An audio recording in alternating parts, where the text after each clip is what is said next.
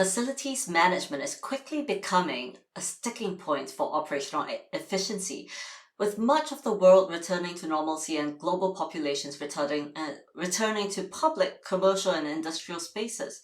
When toilets don't work and doors don't open, the risks are astronomical when it comes to healthcare campuses or even defense facilities.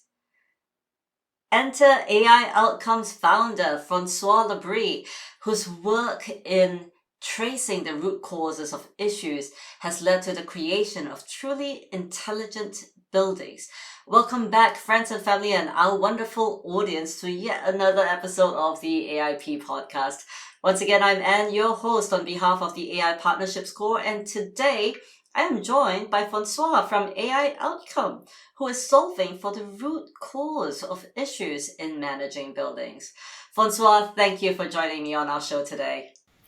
Thank you very much, Anne. I'm excited to be with you today, and I'm ready to answer your questions. Absolutely, let's rock and roll. So tell me a little bit about you and how you got here. Yeah, indeed. So I started this career in 1978, believe it or not. I started in the IT industry at the time.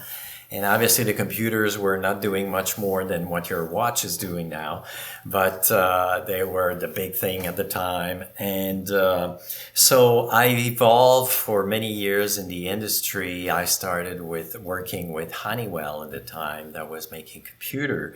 And then I moved to consulting, and I moved to a company called Tandem that was very active in the banking industry. We were doing the debit and credit in the banking industry, and it's one of the most successful adoption of debit in the world here in Canada. So that was a very fun time, and we had great time there. And then I moved to Teradata, which is a great company when it comes to data analytics and data warehouse. So after all that time, in the corporate life and so on, I said, I'd like to try, to be an entrepreneur and do something about what we've learned in all those years and so on.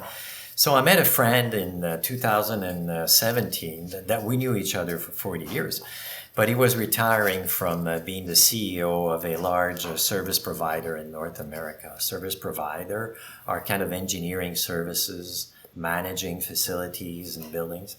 And then he was telling me about all the problems they had there and the issues and so on. So I said, why don't we create a company and resolve those issues? So that's how we started this company. And initially we had plenty of ideas, but we needed data. And then we went after some partners to get the data and eventually create the algorithm and the application that we have now. That's amazing. But building management isn't a particularly sexy field, mostly because most of us don't really think very much about it and take it for granted. However, I'm sure that it is essential to our everyday lives and how we live, work, and play. How did you decide that you wanted to get into this particular industry?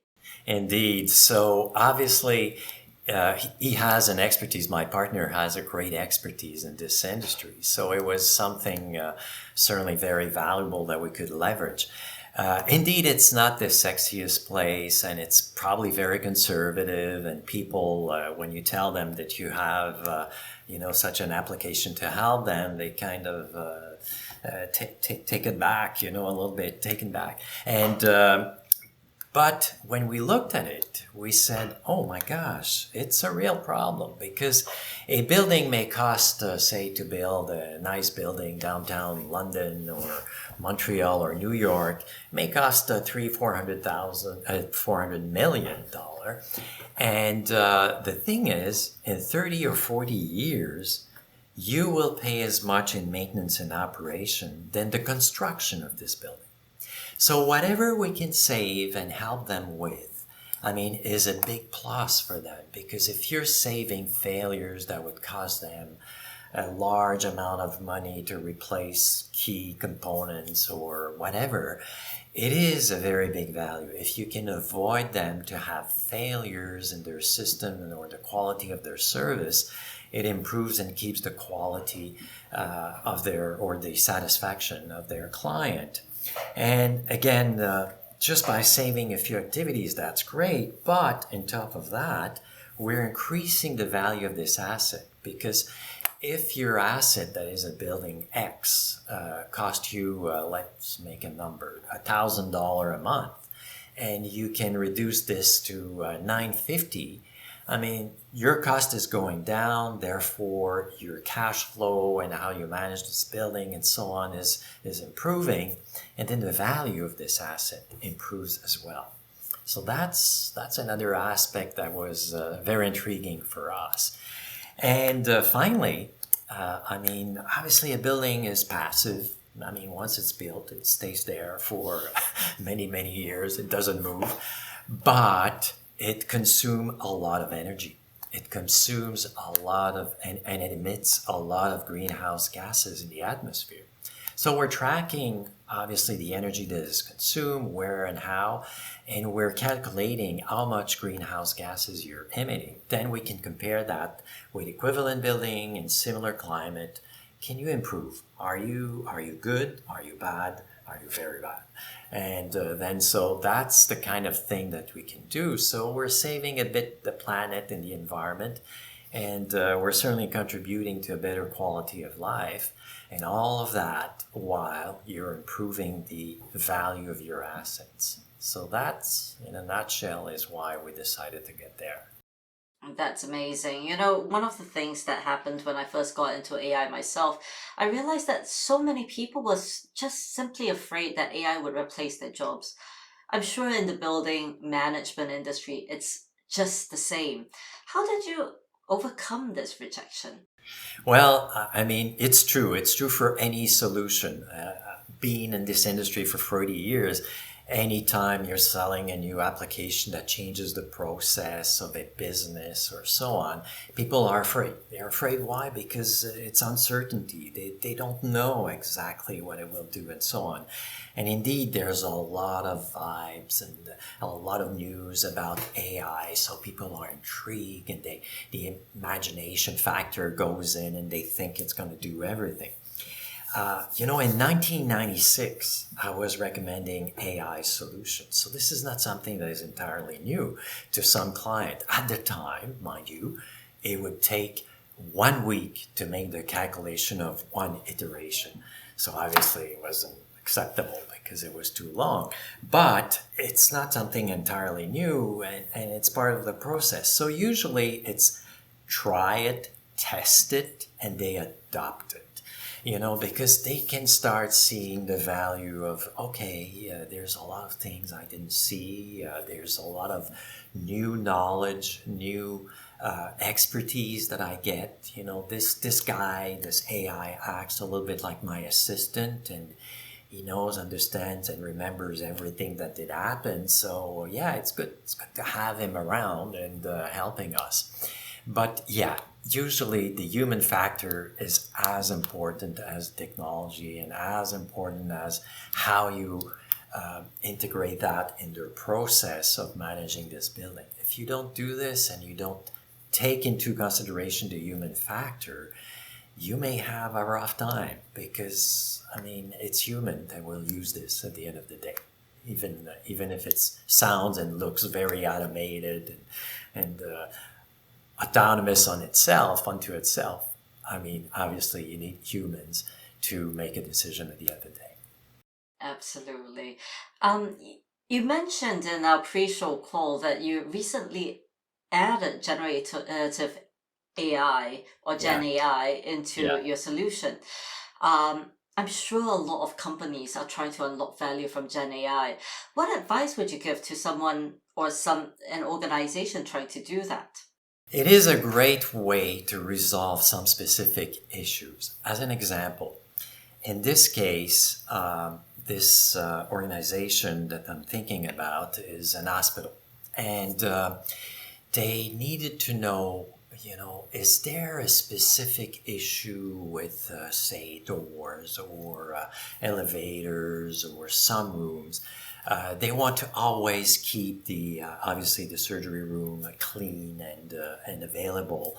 So, what is it that they can do to help improve the availability, improve the quality, and so on. And this is a great way to feed all the information that you've accumulated over the years and feed this to the system.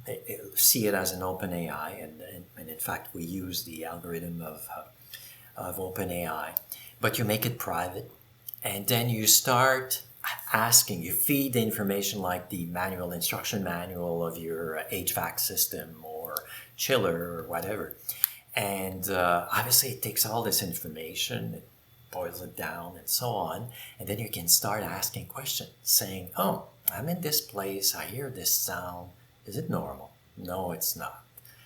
Probability 1 is it is a vibration due to a strap or to this or that.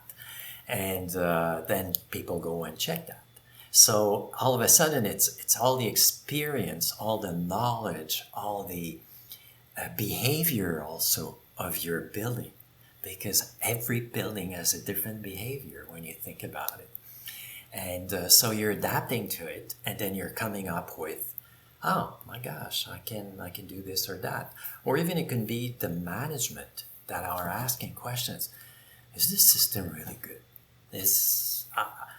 We've invested so much in doing this and that to save energy in this area. Are we saving enough energy? Are we doing the right program? Boom, boom, boom. You can ask the question. Yeah, this and that. No, it didn't produce all the results because people didn't adopt a new behavior, but here's a way to look at it. Here's a way to help you certainly implement or get your objective. It's like a sharp mind that remembers almost everything that did happen and can be creative, can suggest new ideas, new ways, and new perspective. It could be a very complex report that could take 4 pages. The prompt could be extremely long, as you know today. They can be pages long of what is it that you want it to do. And boom, it's going to do it every month. So that's the kind of thing that creates a lot of value. But again, what is really key is how do you integrate that in your process of managing this building is as important as the tool itself. In fact, it's more important. It's where the how could you say, where the art meets the science. It's brilliant. Well, Francois, that's all the time we do have for today. It's been incredibly fun chatting to you. And once again, to our audience, if you've enjoyed our show today, remember to like, share, and follow our show. You know that it means so much to me and our community. Once again, my name is Anne Cheng, and my guest is Francois Labrie of AI Outcome. And on behalf of the AIP, the AI Partnerships Podcast, thank you, all of you, for joining us. Thank you, Anne. Thank you. It's been a real fun time speaking with you guys.